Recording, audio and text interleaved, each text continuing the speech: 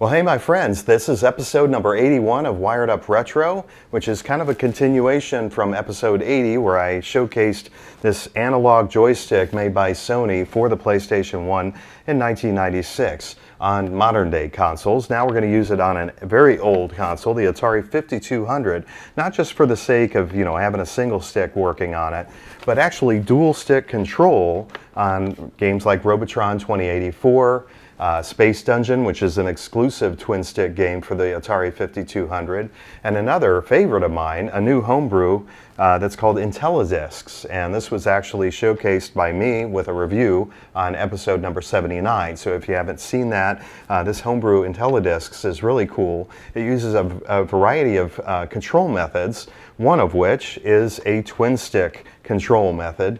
You get two 5200 joysticks and to stick your way through the game if you want to use that method. And now way back on Wired Up Retro episode number 67, I showed a way to use Sony PlayStation controllers on your Atari 5200 using an adapter that its schematic was put together by Dr. Scott Baker, and he made this quite a few years ago. Did a really fine job tuning it, getting it working not just as a single stick controller for the 5200, but with the adapter you can use both sticks, which is kind of amazing. And games like Robotron 2084 really are very exciting to play with just a dual analog type controller, a gamepad.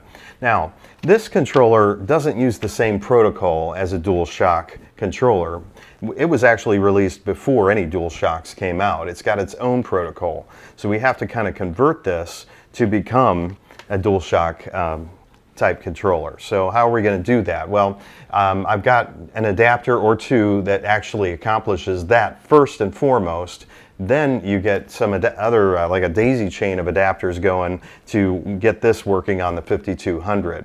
And in that daisy chain is the Dr. Scott Baker adapter. A friend of mine, Tony Stout, put this together. He accomplished it with a lot of soldering and buying some chips from Taiwan, avoiding China's chips because they weren't working well, and Taiwan's were working well. So anyways, he's now making these for the public, and for any of you who are interested in this, I'm going to put his email address there. You can reach out to him, and it's not a cheap adapter, but my goodness, it is really amazing, and I would definitely give a thumb up to the product, and Tony does great work.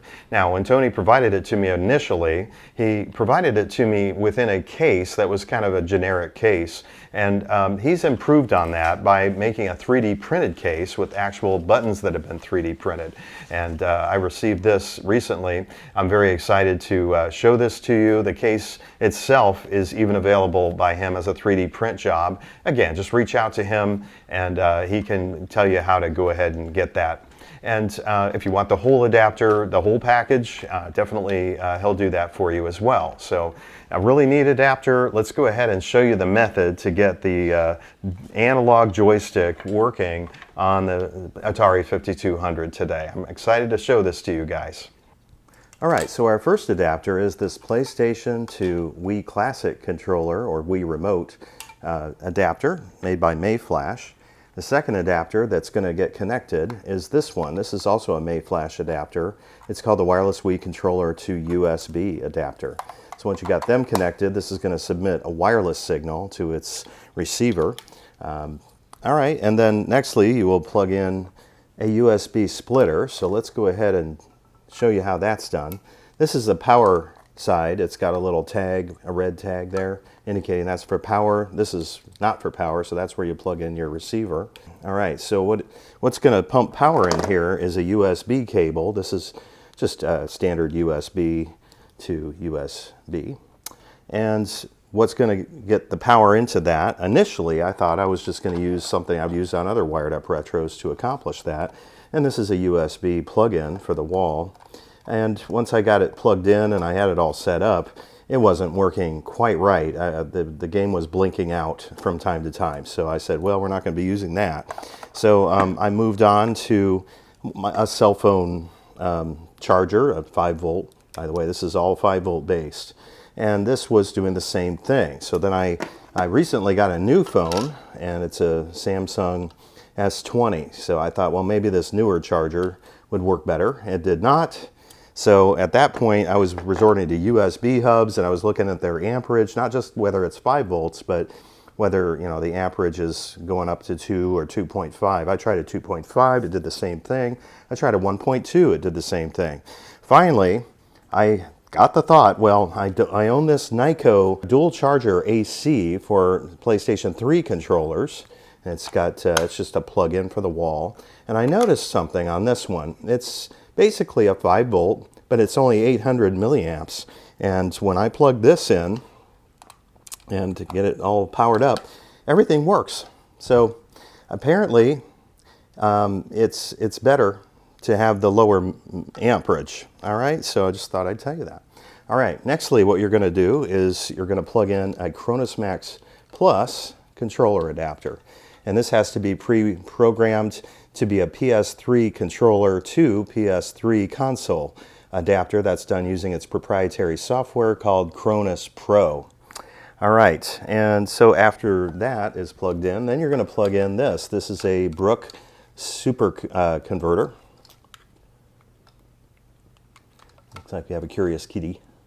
All right, so we got the Super Converter, and then last but not least, I'm going to bring in the adapter for the 5200 that allows PlayStation controllers to work on it in its new handsome case. All right, and once that's all plugged in, everything is going to be working. And I've tested this numerous times. The console is responding well with these adapters and that power supply, so thank goodness.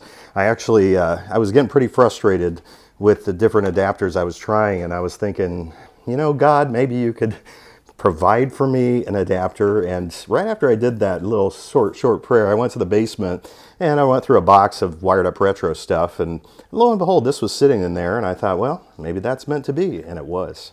All right, let's go ahead and show some gameplay.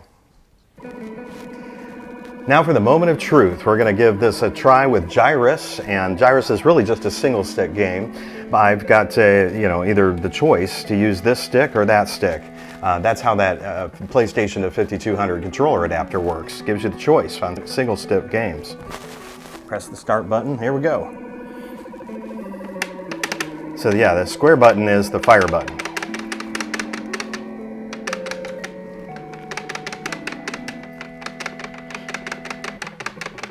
All right, seems to be working great. So I got a few games that are single stick games to try before we try the 2-stick games. This is definitely working well. Having a lot of fun. Love Gyrus.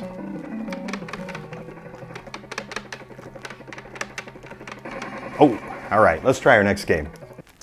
All right, so a good analog game to showcase this with would be Tempest, where you sometimes want to make that little shooter go around the circle real slowly, and then other times really quick. Yeah, if that slow and quick is working. But yeah, this is, there we go. Now let's do the Super Zapper. There we go, took care of them. 2-button action works. Okay. Yeah, it's just, you want to be subtle with that movement. Sometimes I go a little too fast. Yeah. To be honest, I think I'd rather play this with a trackball. This is definitely, I mean, a spinner would be perfect, right? But this is definitely a challenge with the joystick method.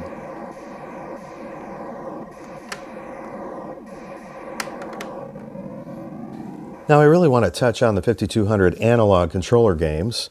There are pros and cons, you know, when it comes to the analog games. If you look on the right side of the screen, above you have Super Breakout, below you have Kaboom. And these games are kind of known to be paddle games, and of course this is not a paddle controller. This is a big, tall flight stick. I'm kind of struggling, as you can tell here, to play these games with that. It's just not the best controller for this kind of gameplay. Over there on the left side of the screen, again, I'm not getting great control, mainly because it's a recentering stick, and yeah, maybe not ideal. Some games really excel with a flight stick though. So I'm showing a few of them off here. If you take a look on the left side of the screen, I have Vanguard being played and works fine. And down below, I'm playing some Ms. Pac-Man. Now on the right side of the screen, we have good news. The game in the lower right-hand corner is Zaxxon. It works wonderfully with this. And it's a completely digital game. And the game above it is the Last Starfighter, again, a digital game, working wonderfully with this stick. And, you know, it's designed for games like this. So you're going to enjoy playing that, and Star Raiders, which is the prequel to the Last Starfighter in essence. All right. And some of the best flight games are helicopter-based games. So here I am playing some Hero, and in this game you've got a actual helicopter pack strapped to your back, and this allows you to kind of hover. This joystick, when you turn it halfway up, enables you to actually hover halfway up there in the air, and if you press it all the way to the top, you'll go upwards, but and then of course letting go of it makes him go downwards.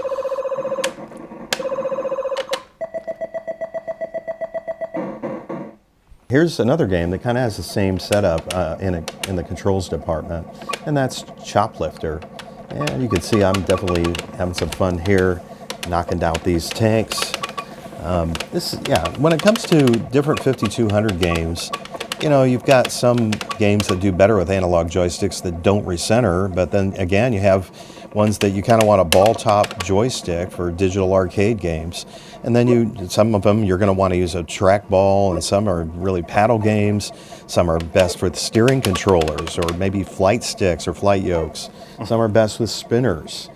So many different types of 5200 games. That's what I like about this console, is that there are many different controllers that you can pull out of your arsenal of controllers, as long as you have the right adapter, and you'll be able to play very, very well.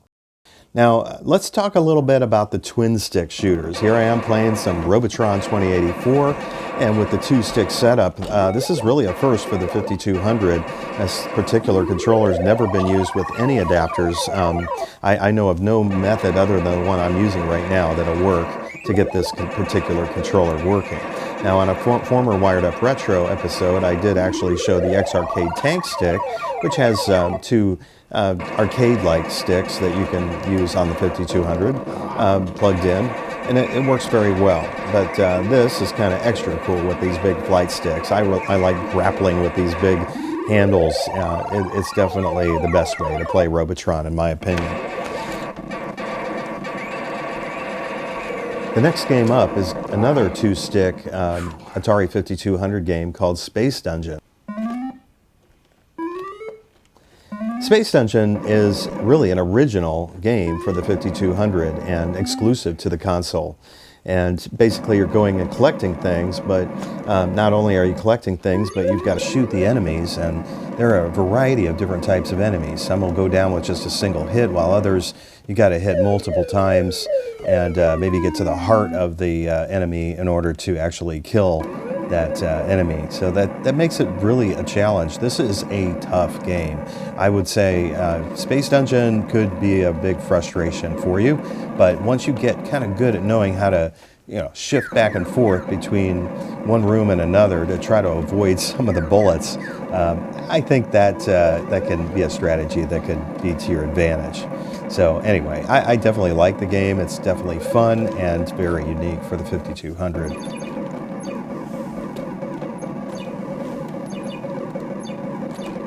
Another thing that's worth mentioning here is that the adapter that gets the PlayStation Analog Joystick compatible as a DualShock joystick is that very first adapter I had shown, called the Mayflash PlayStation to Wii Remote Controller Adapter. And it is a special adapter in that it recognizes the Sony Analog Joystick to represent its two sticks as the dual sticks of a DualShock gamepad. So I find it to be a very effective controller adapter, and I think it's very unique. If you plan to do this method of adapting, go on over to Amazon and grab yourself this special adapter. It's well worth it to have it in the daisy chain.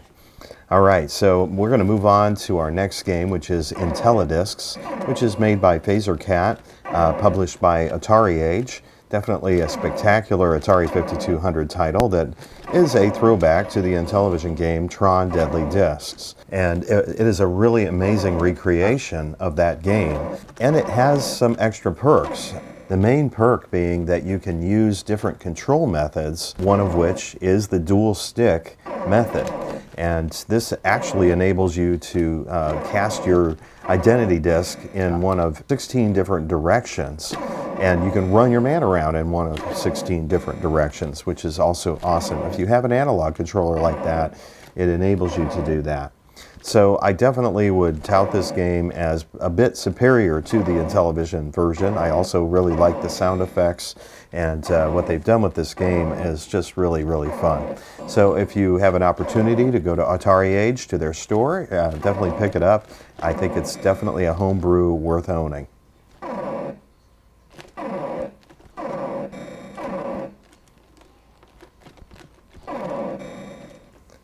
If you haven't checked out my review of Intellidiscs for the Atari 5200, I would definitely invite you to check out my review and all the different controllers that I put into use for the game. I think of all the controllers I put into use, this is really an amazing controller to play the game.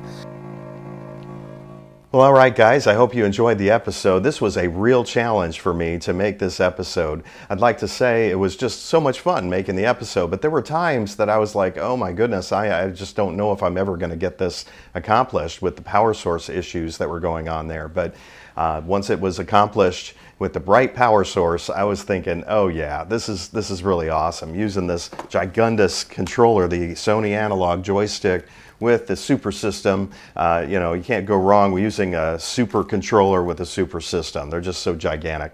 Anyway, I had a lot of fun just presenting the games today, and in the end, I definitely would like it if any of you 5200 fans out there would comment below if you've had experience playing some of these newer games or some of the older ones. Let us know what your game preferences are for two-stick gaming and what games you'd like to see in the future that would be two-stick games.